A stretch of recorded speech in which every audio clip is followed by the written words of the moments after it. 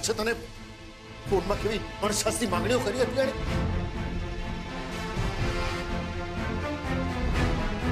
સમજાય છે તને? દૂધ પાકમાં દૂધ ઉમેરવા જવું છે ને તારે? ચાલ ચાલ મારી સાથે લઈ જાઉં તને, રૂકી જાઉં. પપ્પાજી પ્લીઝ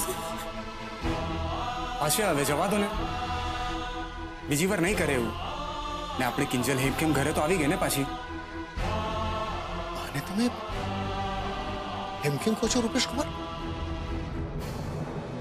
આ કાળો રંગ હેમખેમ કહેવાય? પણ રાહુલ શું કહી ગયો તો મને? ક્યાં કાળું મોટું કરીને આવ્યા? નસીબ છે કે આ માત્ર કાળો રંગ હતો. ભૂલી ગઈ પેલી ચિઠ્ઠીમાં શું લખ્યું હતું એને? ક્યાં મોડું છુપાવત તો? મેં કહ્યું ને પપ્પાજી બીજી વાર નહીં થાય આવું. હું કહું છું ને હું તમને કહું છું, હાથ જોડીને રૂપેશ કુમાર પ્લીઝ, તમારાથી એક સાદો ફોન પણ મારો નથી ઉપાડી શકાતો તો સુશાંત વિરુદ્ધ તમે પગલા કેવી રીતે ઉપાડશો? નહીં રૂપેશ કુમાર, હવે આ આખી બાબતને મને મારી રીતે હેન્ડલ કરવા દો. પપ્પા, રૂપેશ કઈ બહારનો નથી. માન્યું કે એણે તમારો અને કિંજલનો કોલ મિસ કરી દીધો, પણ આપણે એ ના ભૂલવું જોઈએ કે જો આજે રૂપેશ ના હોત ને તો કિંજલ કદાચ આજે અમેરિકામાં હોત, અહીંયા નહીં. સેજલ પ્લીઝ, મને લાગે છે કે પપ્પાજી સાચું કહી રહ્યા છે. ચૂક તો મારાથી થઈ જ છે. કિંજલ સોરી, હું તારો ફોન ન ઉચકી શક્યો, જે કદાચ તે મદદ માટે જ કર્યો હતો.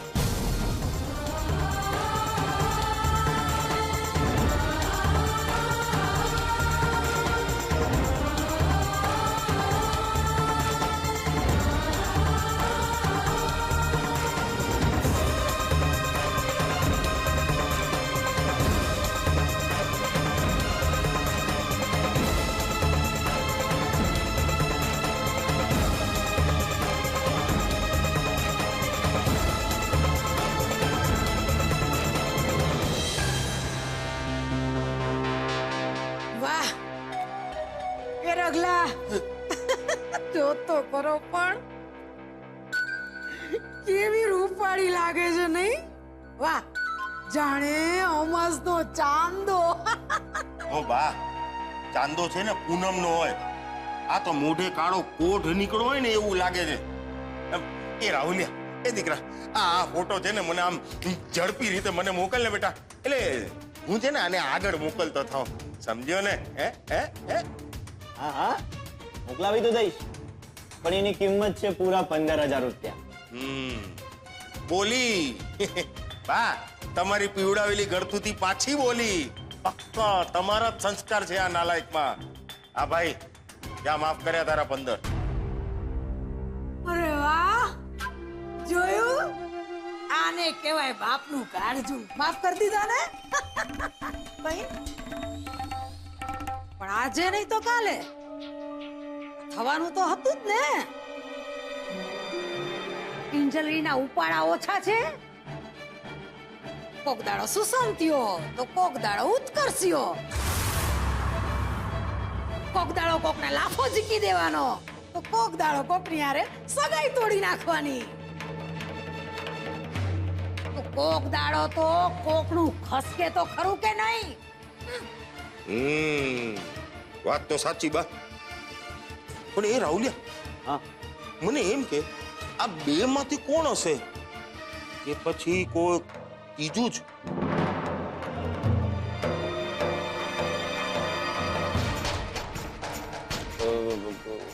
હોઈ શકે, કઈ કહેવાય નહીં.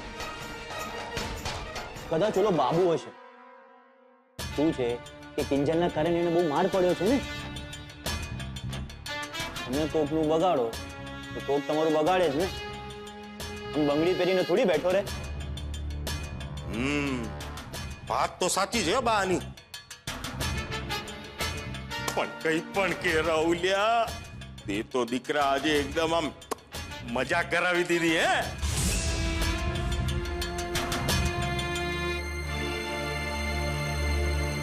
આટલા સારા સમાચાર મારે ઉત્કર્ષને આપવા જ પડે ને.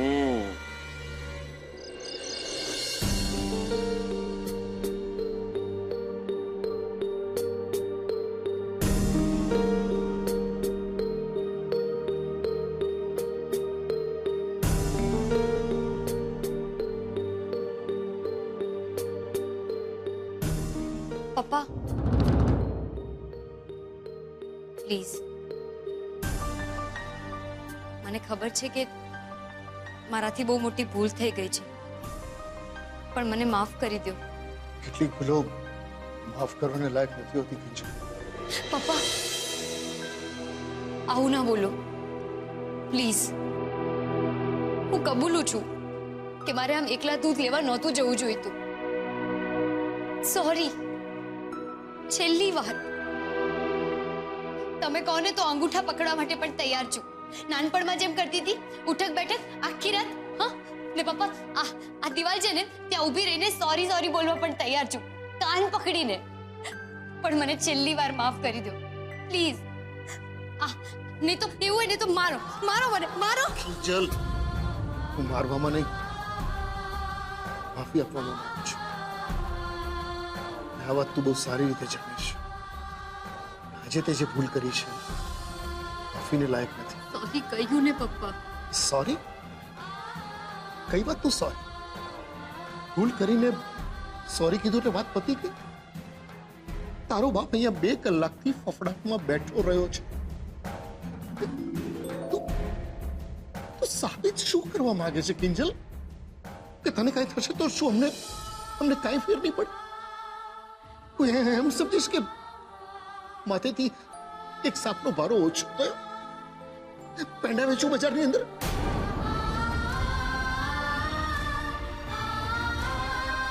દીકરીના બાપને દીકરીની કેટલી ચિંતા હોય છે એનો ક્યારે વિચાર કર્યો છે ખબર?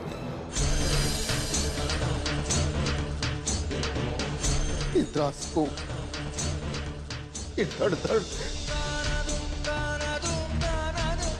ક્યારે કલ્પના કરી છે તે? બસ નીકળી પડી. અરે પેલો સુશાંત ટાંપીને બેઠો છે, ક્યારે કયા રૂપમાં વાર કરશે કઈ ખબર નથી. તું આવી ભૂલ કરે? મારી કિંજલ આટલી ગાફેલ રે. પછી ઉતાવળમાં તું એ સાબિત કરવા માંગે છે કે તારો બાપ નકામો થઈ ગયો. બોલ, બોલતી કેમ નથી?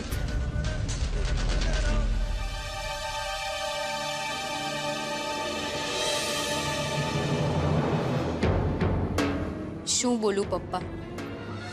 તમારા ગુસ્સા પાછળ તમારી ચિંતા છે એ મને સમજાય છે, પણ મને એ સમજાતું નથી કે આ કર્યું છે કોણે, સુશાંતે કે પછી ઉત્કર્ષે?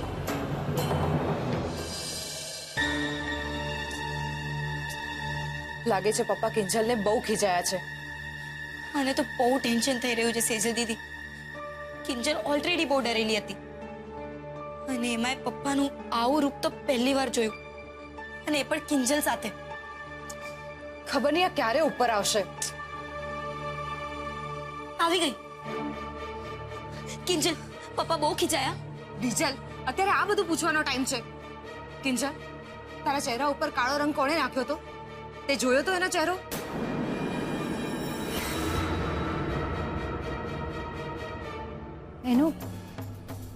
એનો ચહેરો નહોતો દેખાતો, પણ હા, એણે ઉત્કર્ષના ચહેરા વાળો માસ્ક પહેર્યો હતો. શું એટલે કે સુશાંત આટલી હદે ઉતરી આવ્યો કે ઉત્કર્ષને બદનામ કરતો ફરે છે? બની શકે છે કે ઉત્કર્ષ પોતે જ પોતાનો માસ્ક પહેરી સુશાંતના નામ પર ચરી ખાતો હોય. એ શક્ય જ નથી. ઉત્કર્ષ આવું કોઈ દિવસ ના કરે. કરેક્ટ. ને ઉત્કર્ષ આવું શું કરવાને કરે? એને તું, હું, આપણે બધા બહુ સારી રીતે ઓળખીએ છીએ કિંજલ. બીજલ સાચું કહી રહી છે કિંજલ. રૂપેશને પણ એકવાર લાગ્યું હતું કે આ બધું કરવા પાછળ કદાચ ઉત્કર્ષનો હાથ હોઈ શકે, તો એણે એને સીધું જ પૂછી લીધું અને એનો ડાઉટ ક્લિયર કરી લીધો હતો. એટલે રૂપેશ જીજુને પણ શંકા તો હતી જ. તો પછી એમ પણ બની શકે ને કે ઉત્કર્ષ ખોટું બોલતો હોય ને એણે રૂપેશ જીજુની વાતમાં હાય હા કરી હોય. બસ કર કિંજલ.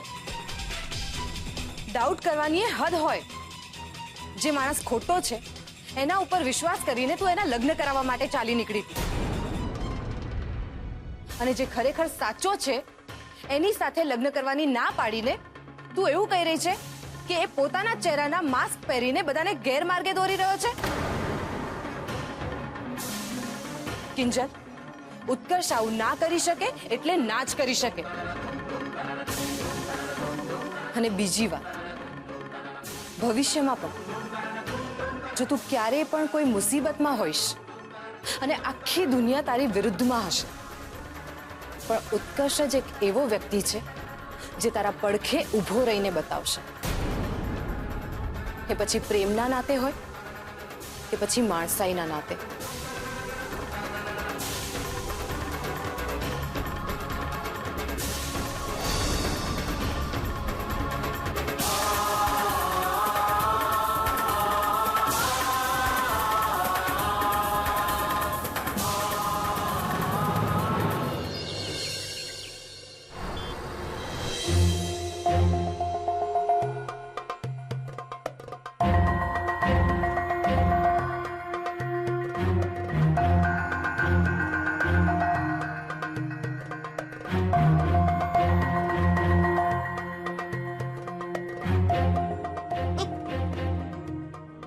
ઇન્સ્પેક્ટર રાણા હજી સુધી આવ્યા કેમ નહીં?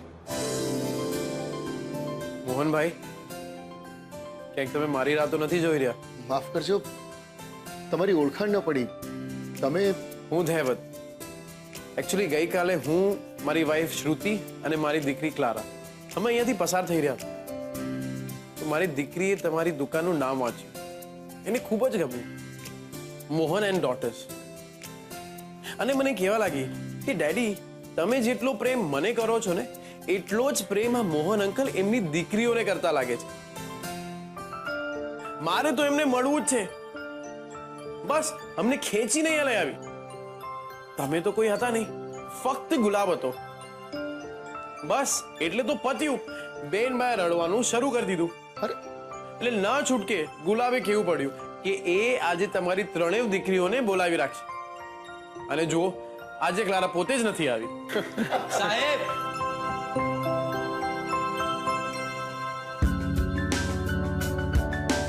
આ જુઓ, હું તો બીજલબેન અને સેજલબેને લેતો આવ્યો છું. અને આ છે અમારા કિંજલબેન, જે ટી સ્ટોલ ચલાવવામાં સાહેબની મદદ કરે છે. મદદ નહીં, બધું સ્પષ્ટ કરું ને તો મારું સપનું પૂરું કરવામાં કિંજલ રાત દિવસ એક કરે છે. હવે આ ઉંમરે આંખો તો બદલાય નહીં, એટલે વિચારું છું કે સપનું બદલી નાખું. મોહનભાઈ, એવું ના બોલો. ઘણીવાર મંજિલ બદલવા કરતા રસ્તો બદલવાની જરૂર હોય છે. ધૈવતભાઈ સાચું કહી રહ્યા છે પપ્પા. આમ ડરી ડરીને જીવવા કરતા તો લડતા લડતા મરી જવું સારું. હા પપ્પા, પ્રયત્નો બંધ કરવાનો કદાચ સમય હશે, પણ પ્રયત્ન ચાલુ રાખવા એનું જ નામ જીવન છે. એક્ઝેક્ટલી. અમારી ફિલ્મ લાંબો રસ્તોમાં પણ કંઈક એવું જ છે કે પક્ષીની વિષ્ટામાંથી પસાર થઈને નીકળે ને તો પણ ભીત ફાડીને ઉગે. એને બીજ કહેવાય.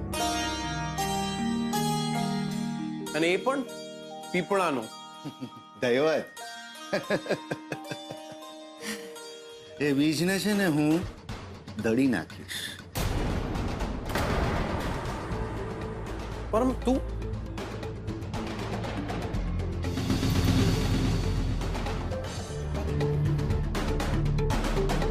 પરમ એક વાત તને કહી દઉં કે બીજ તો વવાઈ ગયું છે અને વવાઈ ગયેલું બીજ વટ વૃક્ષ થઈને જ નીકળે છે. અને આ વખતે મારા મનોબળનું પણ કંઈક એવું જ છે. હું તારા બીજના મૂળમાં પરમ તારે જે કરવું એ કર, પણ આ વખતે હું મેદાનમાં લડવા નહીં પણ જીતવા ઉતર્યો છું. એટલે રસ્તો ત્યાં છે.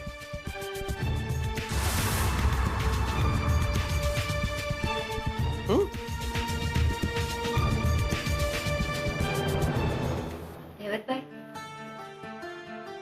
તમે આ પરમને તો રસ્તો બતાવી દીધો, પણ ક્યાંક આગળ જતા એ તમારા જ રસ્તામાં તકલીફ ઊભી ના કરે. તમે એની ચિંતા ના કરો. સીધો નહીં તો આડો અને આડો નહીં તો લાંબો. મને પૂરો વિશ્વાસ છે કે આ લાંબો રસ્તો મને મારી મંજિલ સુધી પહોંચાડીને જ રહેશે. એટલે સપનું બદલવાની જરૂર નહીં પડે. અને જો હજી વિશ્વાસ ન થતો હોય તો સિનેમા ઘરોમાં જઈને અમારી ફિલ્મ લાંબો રસ્તો જરૂર જોજો.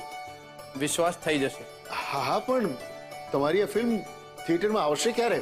7 સપ્ટેમ્બરે રિલીઝ થાય છે અમારી ફિલ્મ લાંબો રસ્તો. તમારે બધાએ આવવાનું છે. Okay? All the best. Thank you.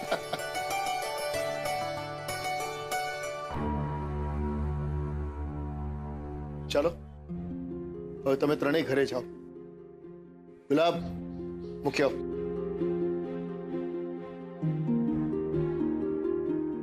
જાઓ.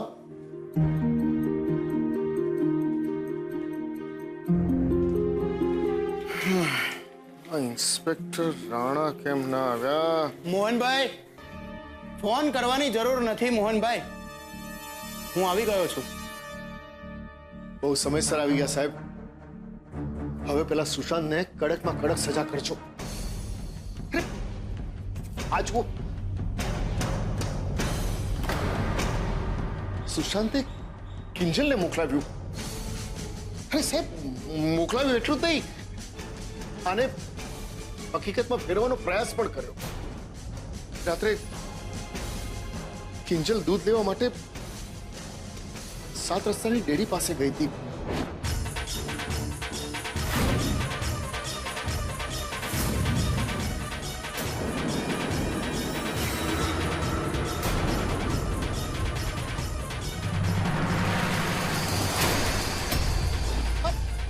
શું થયું મોઢા પર? તમે ચિંતા નહીં કરો મોહનભાઈ, અમે પેલો પ્રાઇવેટ નંબર વાળું રેકોર્ડિંગ આગળ મોકલાવી દીધું છે. બહુ જલ્દીથી ખબર પડી જશે કે આ ફોન ક્યાંથી આવી રહ્યા છે ને અમે ત્યાં જઈને તેને પકડી લઈશું. બાકી કિંજલબેને તમને કહ્યું કે એમના ઉપર રંગ કોણે નાખ્યો હતો? સાહેબ, એ મને બરાબર ખબર છે. હું કિંજલબેનને સાયકલ લઈને શોધવા નીકળ્યો હતો કે પછી ત્યાં મેં જોયું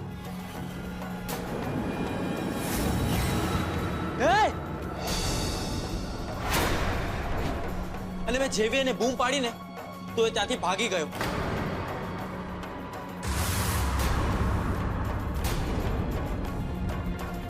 પણ હા, એણે ઉત્કર્ષભાઈના ચહેરાવાળું મોહરું પહેર્યું હતું, એ પાક્કું. ઓહ, એટલે એનો મતલબ એમ છે કે જે કોઈ પણ છે એ પોતાની ઓળખાણ છુપાવવા માંગે છે. એ જે હોય તે સાહેબ, પણ મને તો ઉત્કર્ષ અને સુશાંત સિવાય રાહુલ ઉપર પણ શંકા જાય છે. એ રાત્રે હું કિંજલને શોધવા નીકળ્યો ત્યારે એ મને સામે મળ્યો હતો અને કિંજલ વિશે એલફેલ બોલતો હતો. તમે ચિંતા નહીં કરો મોહનભાઈ, દીકરી માના પેટમાં હોય કે પછી બાપના ઘરમાં, એને સલામતી આપવી એ આખા સમાજની અને આ યુનિફોર્મની ફરજ છે.